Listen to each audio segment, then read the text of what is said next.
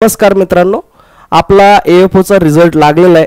जे याच्यामध्ये इंटरव्ह्यूसाठी क्वालिफाय झाले असेल त्यांचं मनापासून अभिनंदन. आता याच्या पुढचा जो इंटरव्ह्यूचा पार्ट असेल या पार्टसाठी डॉक्युमेंट विषयी भरपूर जणांचे क्वेश्चन्स आहेत. त्याच्यासाठी आपण एकेकाला गायडन्स करण्यापेक्षा डायरेक्ट एक व्हिडिओ आपण बनवणार आहे आणि त्या व्हिडिओमधून सगळे डॉक्युमेंटचे जेवढे काही प्रॉब्लेम्स असतील त्या सगळ्या गोष्टी क्लिअर होतील.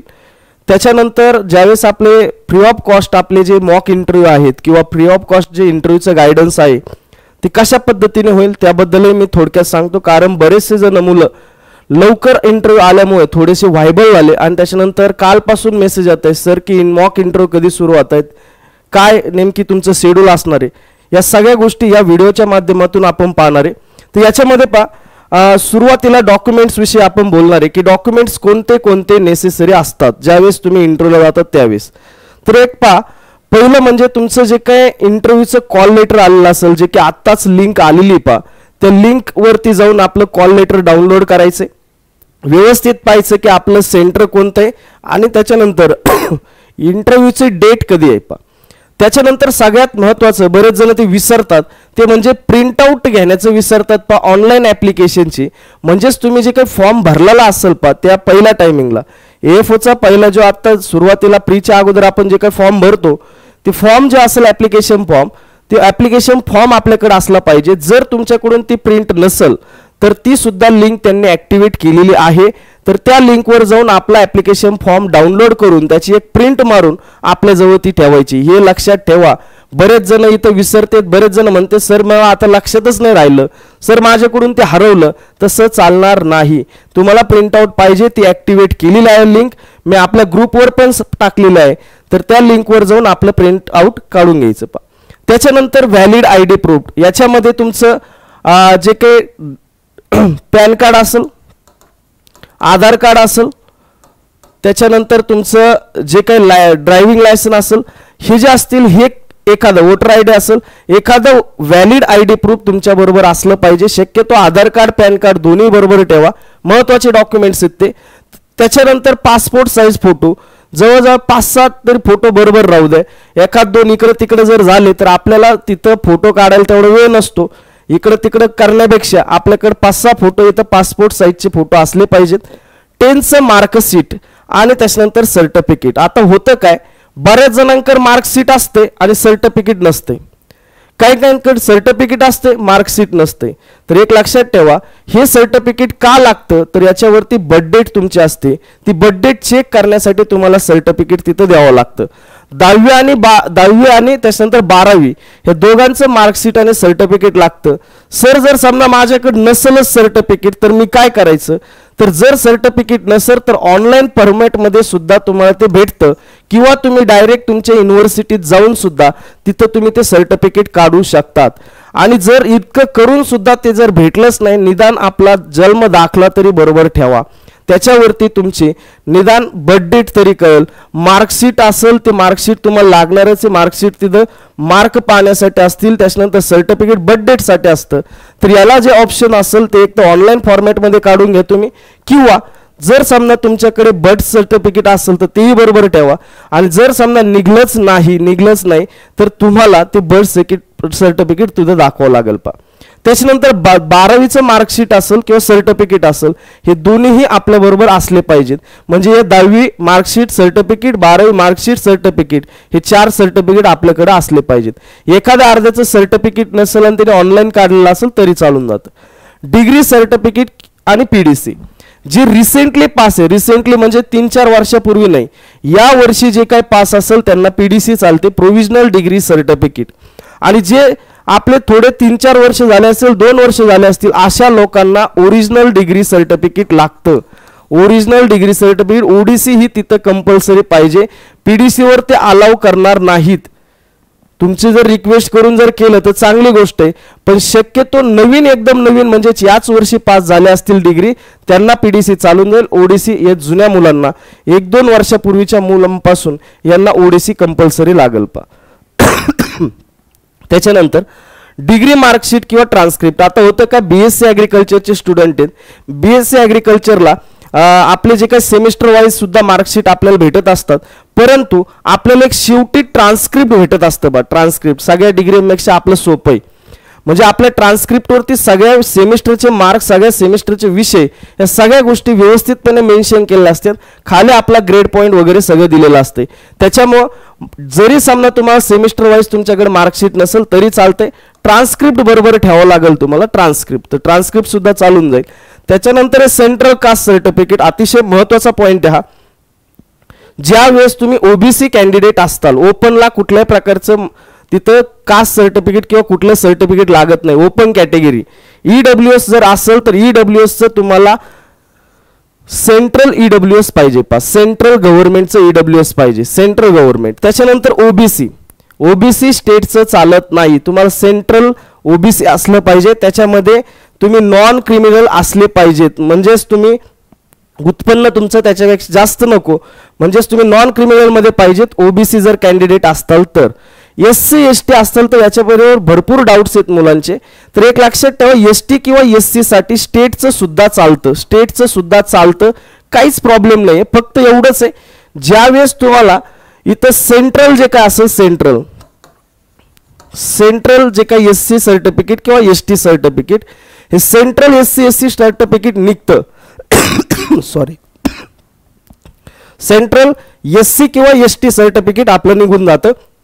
जर तुमच्याकडे वेळ असेल तर तुम्ही हे सर्टिफिकेट काढा, नसेल तर तुमचं स्टेटचं सुद्धा चालून जातं पा. त्याच्यानंतर नॉन क्रिमिनल, मी आत्ताच सांगितलं नॉन क्रिमिनल महत्वाचं आहे. तुम्हाला ते नसेल तर तुम्हाला ते बसून देणार नाही.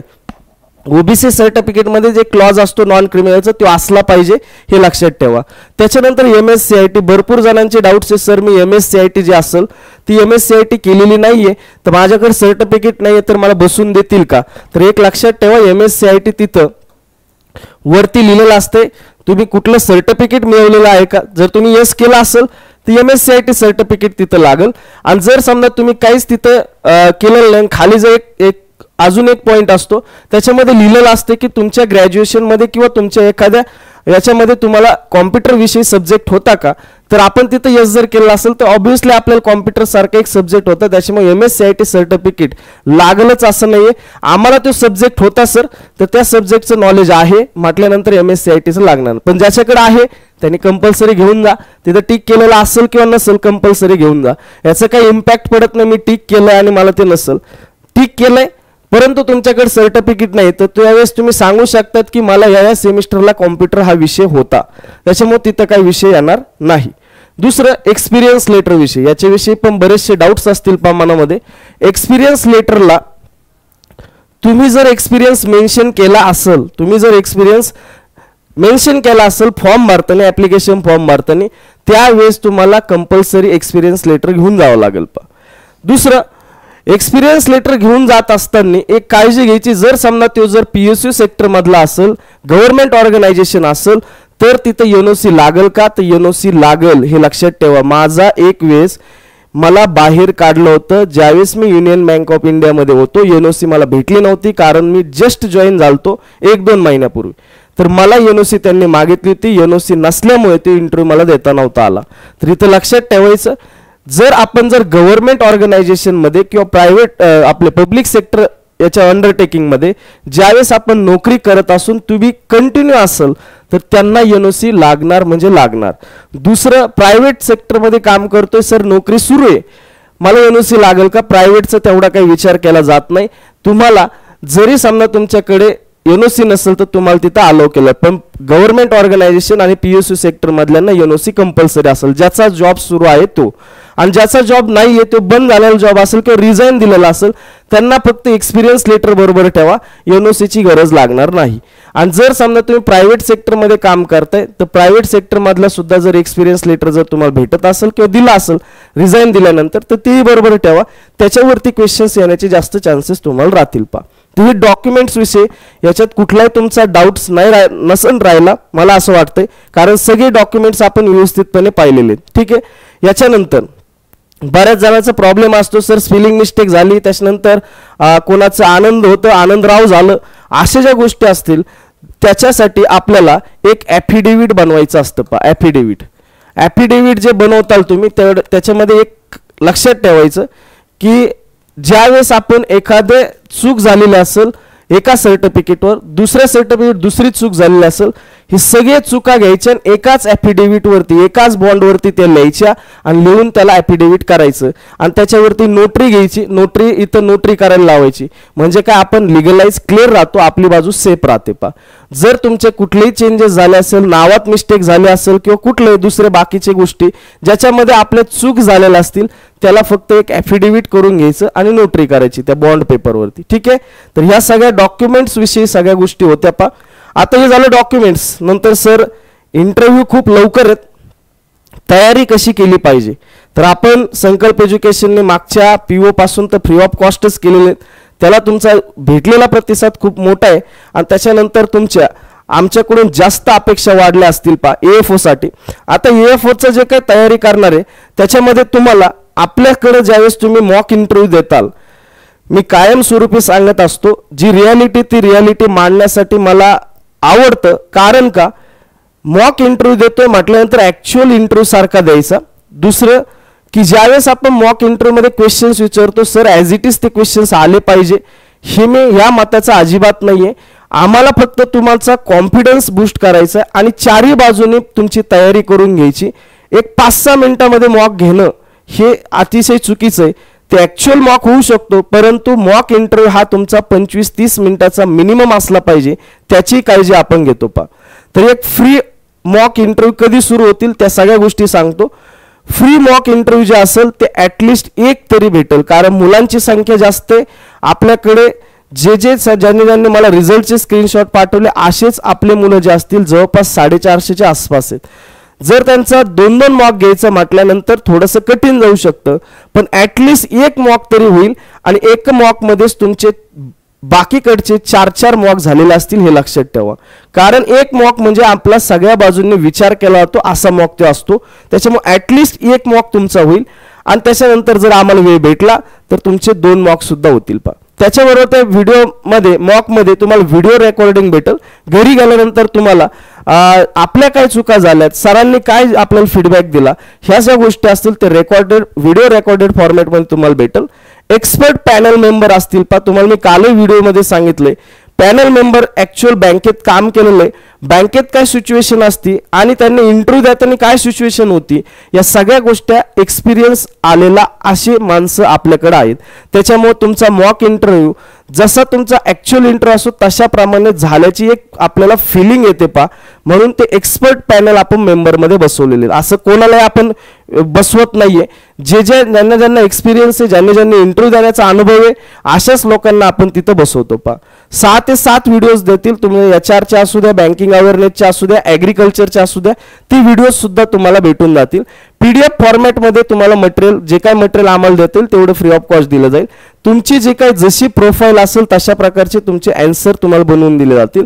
सिच्युएशन बेस्ड क्वेश्चन सुद्धा विचारले जातील, कारण सिच्युएशन बेस्ड क्वेश्चन्स विचारण्यासाठी थोडंसं एक्सपिरियन्स लागतो. त्यामधला व्हॉट्सअप ग्रुप आहे. पा व्हॉट्सअप ग्रुपवरती तुम्हाला सगळ्यांना मी ॲड केलेलं आहे. त्याच्यासाठी एक नंबरवरती तुम्हाला रिझल्टचा स्क्रीनशॉट पाठवावं लागतं. कालच्या व्हिडिओत मी सांगितलेलं पण आहे. आता हे मॉक इंटरव्ह्यू द्यायचा आहे, परंतु त्याच्यासाठी काय करावं लागेल हे महत्वाचं आहे. याच्यासाठी पहिलं तुम्हाला गुगल फॉर्म भरून द्यावा लागेल. गुगल फॉर्म भरायचा. गुगल फॉर्म भरल्यानंतर तुमची एक त्या ग्रुपमध्ये ज्यांनी गुगल फॉर्म भरलेले असतील त्यांना एक झूम मीटिंगची एक लिंक दिली जाईल. जेवढे काही लेक्चर्स असतील लाईव्ह फॉर्मॅटमध्ये, ते लाईव्ह फॉर्मॅटमधले सगळे लेक्चर झूम मीटिंगद्वारे तुमच्याकडे होतील. पा म्हणजेच पहिलं आपलं काम करायचं ते म्हणजेच गुगल फॉर्म भरण्याचं काम करायचं. सर ह्या गुगल फॉर्मची लिंक कुठं भेटेल आपल्याला, तर गुगल फॉर्मची लिंक ही तुमच्या जे काही व्हॉट्सअप ग्रुप बनवलेला आहे, व्हॉट्सअप ग्रुप, त्या व्हॉट्सअप ग्रुपवरती तुम्हाला ती गुगल फॉर्मची लिंक भेटेल. त्या लिंकवरती जाऊन तुम्ही गुगल फॉर्म भरायचा. गुगल फॉर्म भरल्यानंतर तुम्हाला ज्या दिवशी म्हणजे उद्यापासून किंवा आजपासूनच झूम मीटिंगचे लेक्चर सुरू होतील त्या लेक्चरची लिंक तुम्हाला पाठवली जाईल आणि पाठवल्यानंतर ज्या मुलांनी गुगल फॉर्म भरला तेवढ्याच मुलांना फक्त ही झूम मीटिंग किंवा झूम लेक्चर तिथं अटेंड करता येईल. पा लक्षात आलंय, झूम मीटिंग कोणालाही अटेंड करता येणार नाही. त्यांनाच अटेंड करता येईल ज्या लोकांनी गुगल फॉर्म भरलेला असेल त्या लोकांना. त्याच्यानंतर जे काही डॉक्युमेंट्स तुम्हाला लागतील पहा इंटरव्ह्यूला येताना, त्या डॉक्युमेंटची एक लिस्ट सुद्धा मी ग्रुपवर टाकून देईल. ते डॉक्युमेंट्स असल्याशिवाय इंटरव्ह्यू तुमचा होणार नाही, हे पहिलं लक्षात ठेवा. दुसरं एक व्हॉट्सअप ग्रुप आहे, त्या व्हॉट्सअप ग्रुपवरती सर मी अजून एनरोलच नाहीये किंवा त्याच्यामध्ये मी इन्क्लूड नाहीये, तर मला तुमच्या रिझल्टचा स्क्रीनशॉट पाठवायचा या नंबरवरती 70 71 72 66 65 या नंबरवरती मला स्क्रीनशॉट पाठवायचा. तुम्हाला त्या ग्रुपमध्ये ॲड केलं जाईल आणि त्याच्यानंतर तुम्ही पुढचा गुगल फॉर्म भरा, त्याच्यानंतर झूम मीटिंगची लिंक तुम्हाला शेअर केली जाईल. पहा त्याच्यासाठी जे काही संकल्प 247 ॲप असेल हे सुद्धा तुम्ही डाउनलोड करून ठेवा. जे काही अदर लेक्चर असतील ते सुद्धा तुम्हाला फ्री बॅचमध्ये तुम्हाला तिथं भेटून जातील. दुसरं, इंटरव्ह्यूला येत असताना एक कायम लक्षात ठेवायचं की मी प्रॉपर ड्रेसिंगमध्ये येईल, कारण आम्ही तसे इंटरव्ह्यू घेणार नाहीत. कसे आले कसे गेले असं आपल्याला चालत नाही. एकदम प्रॉपर तुम्ही ड्रेसिंग सेन्समध्ये असले पाहिजेत. ॲक्च्युअल इंटरव्ह्यूला चाललेत अशा पद्धतीने तुम्ही इथं आलं पाहिजे. जे डॉक्युमेंट्स तुम्हाला सांगितले जातील, जे ग्रुपवरती टाकले जातील व्हॉट्सअप ग्रुपवरती, ते डॉक्युमेंट्स प्रॉपर पद्धतीने घेऊन यायचे, एक अरेंज करून घेऊन यायचे आणि त्याच्यानंतर गुगल फॉर्म तुम्ही कंपल्सरी भरला पाहिजे. गुगल फॉर्म भरल्यानंतर झूम मीटिंग जे असेल ते झूम मीटिंगच्या लेक्चरची लिंक तुम्हाला तिथं सेंड केली जाईल. एवढी सगळी माहिती तुमच्यापर्यंत पोहोचायची होती मला. त्याच्यानंतर क्वेश्चन्स एक मॉकला येण्यासाठी थोडंफार याच्यातले तरी पर्सनल सगळ्या गोष्टी करून या, सगळ्या गोष्टी. कारण काय होतं, तुम्ही जर इंटरव्ह्यूला काहीच तयारी करून नाही आले तर ह्या गोष्टी जरी तयार करून आले तरी तुम्हाला बऱ्यापैकी एक आयडिया तिथं येऊन जाईल की इंटरव्ह्यू कसा असतो. एवढे सगळे जे पॉईंट्स असतील पहा, हे मी तुम्हाला ऑफलाईनला पण सांगितले, ऑनलाईन मध्ये पण बऱ्याच वेळेस ते सांगितलेले मागच्या काही दिवसापासून इंटरव्ह्यू घेतो तेव्हापासून. इंट्रोडक्शन प्रॉपर करा, district, village, family background, graduation, post graduation, banking awareness, त्याचे इन्फॉर्मेशन अबाउट पर्टिक्युलर पोस्ट, त्याच्यानंतर करंट अफेअर्स, त्याच्यानंतर सिच्युएशन बेस, असे हे 6-7 पॉईंट्स तुम्हाला व्यवस्थित करायचे आणि त्याच्यानंतर मॉकला यायचं. विनाकारण तिथं मॉकला यायचं सर प्रत्येक क्वेश्चनला सॉरी सर, मग आम्हाला क्वेश्चनचं लिमिट बसतं, आम्ही लिमिटमध्ये तुम्हाला क्वेश्चन्स विचारतो, याच्यात लॉस तुमचा आहे. म्हणून या थोड्याशा बेसिक क्वेश्चनची माहिती घेऊन या. तुम्हाला त्याच्यावरती क्वेश्चन्स विचारल्यानंतर आम्ही प्रॉपर तुमचं उत्तर बनवून देईल. पहा ठीक आहे.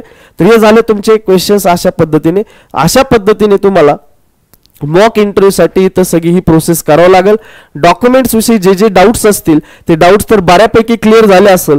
अजूनही काही डाऊट जर असेल तर माझा नंबर मी दिलेलाच आहे, त्या नंबरवरती एक तर मेसेज करा किंवा कॉल करा.